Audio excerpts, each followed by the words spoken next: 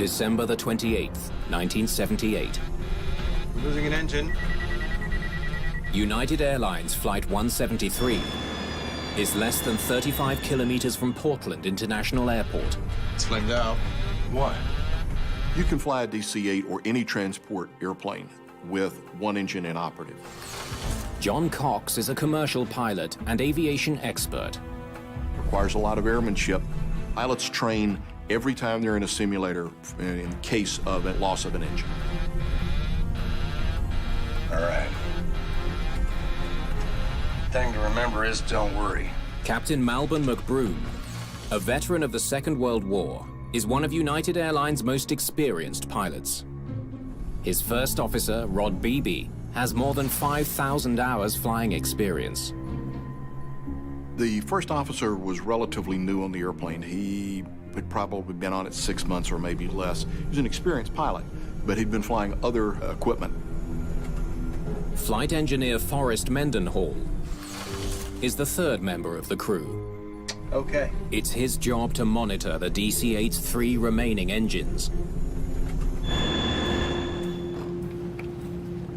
The flight began in New York City with a stopover in Denver.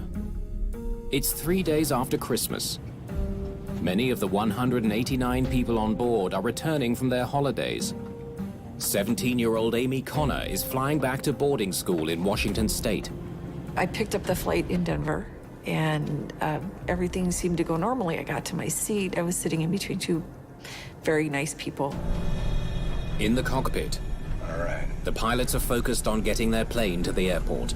United 173 would like clearance for approach into 28 left now. Air traffic controller Ed Kingray is on duty at Portland Tower.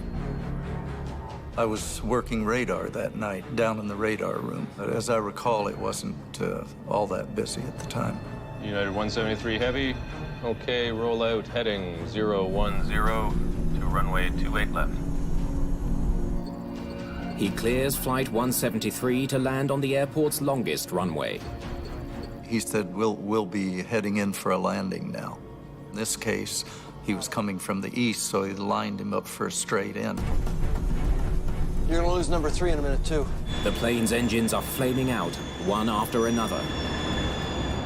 I recall hearing the captain tell the tower the losing engines. With 2 engines gone, the autopilot can no longer fly the plane.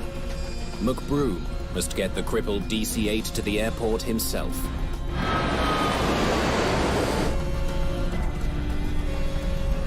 You gotta keep running, Frosty. Yes, sir. The engineer struggles to keep the last 2 engines running. How far do you show us from the field? I'd call it, I told him it's 18 flying flying miles, which would include the base leg to the final and then the turn to final to the end of the runway.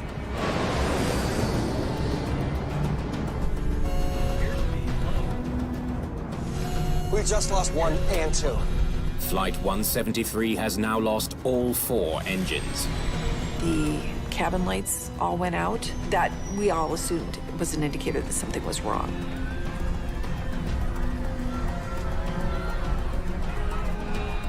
With no engines running, backup batteries now provide power to only critical instruments. People started to shout, Brace! Brace! get your heads down, get into your brace positions. Brace! The 100-ton aircraft is losing more than 3,000 feet of altitude a minute. Total power loss in a DC-8 would be very catastrophic. At this rate, they will be lucky to stay airborne for as long as 90 seconds. Now Captain McBroom makes a horrifying calculation. We can't make it. The airport is too far away. Can't make anything. The jetliner is dropping fast over a city of 350,000 people. McBroom needs to find a safe place to put the aircraft down and try to save the lives of all on board. To land a transport jet off an airport is a situation that no pilot wants to face. Putting it into a populated area would be an absolute last choice. Okay, declare Mayday. Portland Tower, United 173, heavy Mayday. He The declared engines are flaming Mayday, out. and then in a very, what seemed to me like a calm, matter-of-fact voice, I could hear the pilot. The engines are flaming out. We're going down. We're not going to be able to make it to the airport. We lost power, we're going down. Emergency services are told what's happening. Flight 173's flamed out. They're going down. Kingray tries to figure out where they'll hit. I could see him coming in from the south, his navigational lights flashing. I could tell he was quite low. The DC-8 is coming down over a densely populated suburb. And I could no longer see him. I was, of course, expecting the worst. Suddenly, Captain McBroom sees what he's been looking for. A dark area up ahead. It looks like an empty field.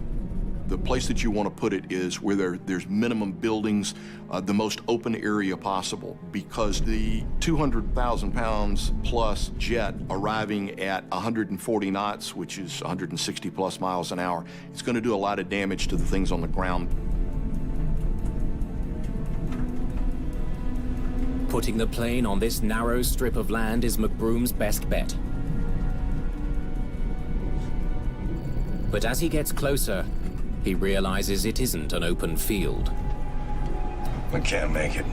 It's a heavily wooded suburb, and he's headed straight for it.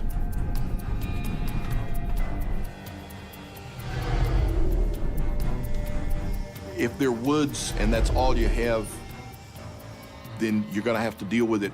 The tops of trees are pretty soft. As you settle into the trees, they get progressively less soft. They're going to do a lot of damage. McBroom doesn't give up. He actually tries to steer the plane between the trees.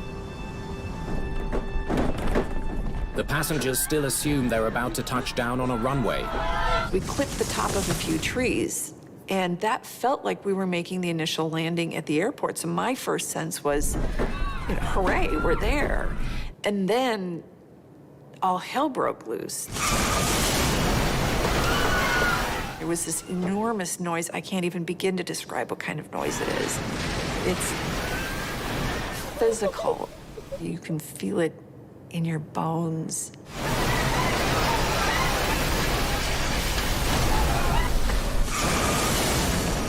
I saw the bright flash out there and knew he had gone down.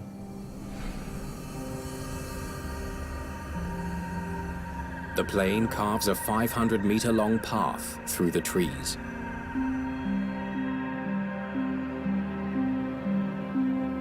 After the plane stopped moving, it was pretty calm. There was no fire. People just wanted to get out, and very polite, taking turns. There was no hurry. I remember seeing a lot of people with the same expression of stunned disbelief. You know, where are we and how did we get here? Incredibly, the DC-8 has crash-landed in the middle of a major American city without injuring a single person on the ground. Most of the 189 passengers and crew are alive, including Captain Malvin McBroom. The captain flying the airplane, he kept it under control, and that's a big, big, big positive. But he can't understand why his plane lost power and crashed. I was afraid. I didn't know where I was. I was only 17. I also realized that my parents in Minnesota needed to hear from me. I walked into this home. Hello? And I said, I need to use your telephone. My parents' initial reaction was to listen and kind of blow me off. I was a teenage drama queen, and 17-year-olds do tend to exaggerate. But a few minutes later, they got the news. They broke into their television program. The plane crashed 5 miles southeast of the airport in a residential area. 2 homes were hit. 1 disintegrated. Rescue workers worked through the night. They carefully picked through the wreckage looking for bodies. They won't know the exact number of dead, until sometime today. The news teams found us before the emergency crews did, and so there was cameras, there was lights. Next thing I know, it was boom, boom, real hard. We were shaking, and we were down in a position. All of a sudden, there was a big crash. One thump, I remember, and then the next thing I knew, I was standing outside. I don't know how the hell I got there. Confronted by such an unprecedented disaster, the entire airline industry needs an answer.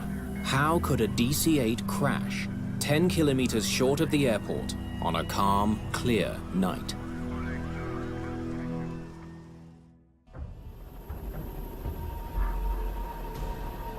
The morning after the crash of United Airlines Flight 173, NTSB investigators are on the scene. One of the members of the team is human factors specialist Alan Deal. We needed to get out and document the wreckage, take photographs, take measurements, and so on. It's very critical that you do that. It's apparent to Deal that this disaster could have been much worse. How the hell did they miss those? Captain McBroom somehow managed to shoehorn the plane into a narrow strip of woods in the middle of Portland. When I saw how close he'd come to apartment complexes, I realized this could have been one of the worst accidents in history. The main cabin of Flight 173 has survived the crash largely intact. But the nose of the plane is completely destroyed. It looked to me like the front of the airplane almost opened up like a banana when it plowed through the woods. And couldn't believe that anybody had survived this.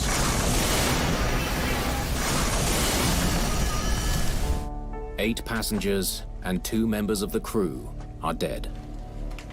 The flight engineer had died in the crash, as had the lead flight attendant.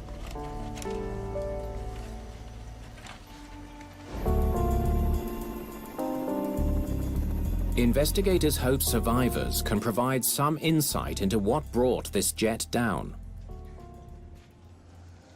When did you first notice something out of the ordinary?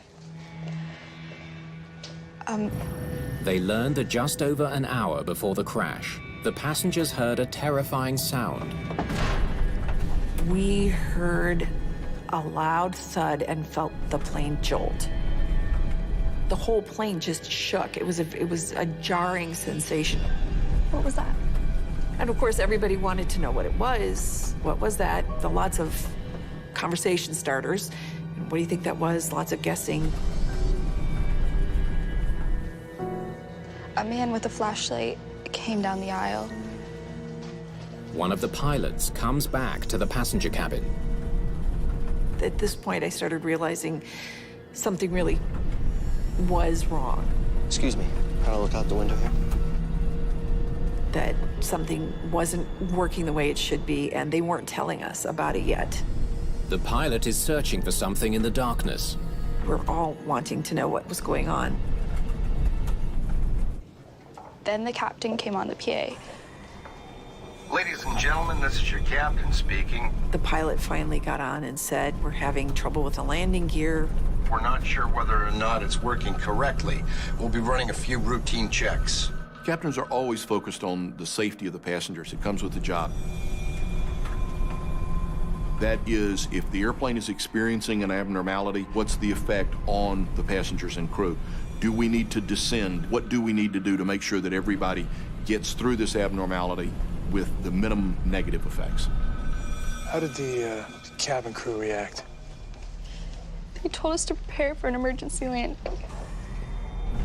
Passengers are told to remove their jewelry and securely stow any loose items. It's clear the captain is concerned that his landing gear might collapse on touchdown. But something isn't making sense to Deal. Crash landings on airport are eminently survivable. First of all, you've got all the equipment to handle the fire engines and the rescue people. But if you have to go off airport, it's a whole different situation. How does a landing gear problem bring down a plane? At the crash site of United Airlines Flight 173, investigators retrieve the plane's flight recorders. One contains flight data. The other records voices in the cockpit. I've always said that the flight data recorder tells you what happened. But you have to listen very carefully to the cockpit voice recorder to understand why things happen the way they did. The recorders will be analyzed at National Transportation Safety Board headquarters in Washington.